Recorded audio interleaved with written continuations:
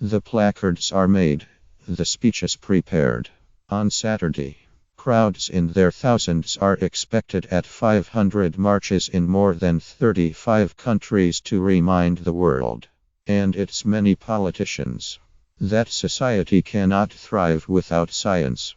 It will be the largest show of solidarity for science the globe has ever seen. Arranged to coincide with Earth Day, the anniversary of the modern environmental movement, organizers hope that the mobilization of so many can help restore science to what they consider to be its rightful place. But despite healthy support for the events, more than 100 professional societies and organizations have endorsed them, marches alone will not be enough, according to researchers who study protest movements. They will have to keep active after the march, said Ilaria Favoretto, professor of contemporary European history at Kingston University and author of Protest, Popular Culture and Tradition in Modern and Contemporary Western Europe, a book published this month. It is crucial for the movement to last and gain increasing visibility and support, not just among the wider public, but among the mainstream political parties.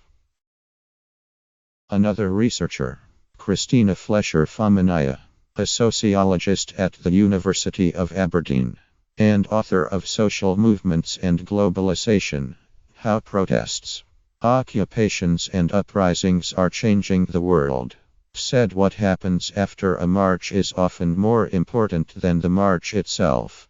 The point of a march should never be to just leave it there, she said. The march should be a starting point, a demonstration of solidarity and unity, and it should create the base for a movement to emerge and carry on its work with renewed energy. The March for Science began in the US as a grassroots response to what some consider to be President Donald Trump's anti-science agenda. But support spread swiftly to other nations. In the US, organizers have since done their best to depoliticize the march, framing it more as a celebration of science. In reality, those marching have a raft of different reasons for doing so. The motivations of marchers in Britain, where more than 10,000 people are expected in Edinburgh, Cardiff, Manchester, Bristol and London, are not necessarily the same as those in Washington, D.C. and elsewhere. It started in the US, and solidarity with our US colleagues at a time when they are under a lot of pressure is very important, said Sir Brian Hoskins, director of the Grantham Institute for Climate Change at Imperial College, who will attend the march in London.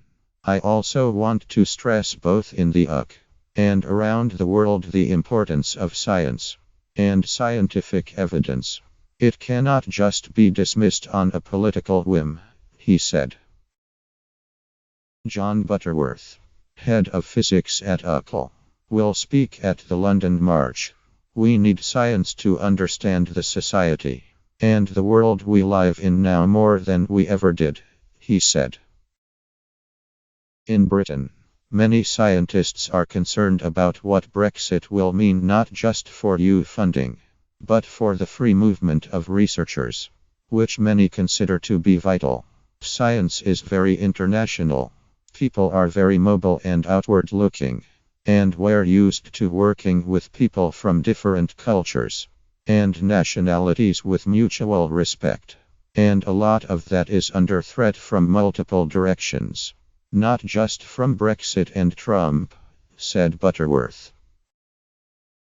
Britain's exit from the EU could jeopardize substantial funding that goes towards blue skies research, Hoskins said, leaving much of UK science skewed towards applications and products.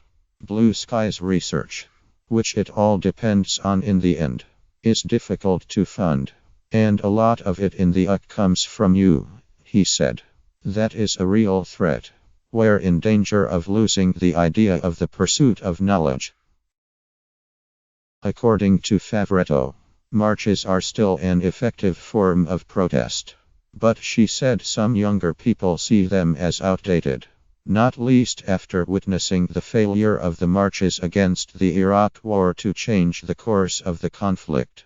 Beside raising public awareness and bringing issues to the attention of political powers, marches build a community around a shared concern, she said, adding that songs, slogans, and symbols all help to create a sense of solidarity and unify people in their cause. You might not know the person you are marching next to, but when you shout the same slogans and sing the same songs, that creates a sense of community, she said. In 2010, researchers in Britain took part in the Science is Vital march to warn against drastic cuts to government science funding. Andrew Steele, director of the organization, will march again on Saturday. What happens after the march is a real challenge, he said. I don't know what the next campaign will look like, whether it's a petition, or whether we lobby government, or target constituencies in the election to highlight how many voters care about science. We need some way of addressing all those people together, he said. And that's something that an event like the march can really sow the seeds for.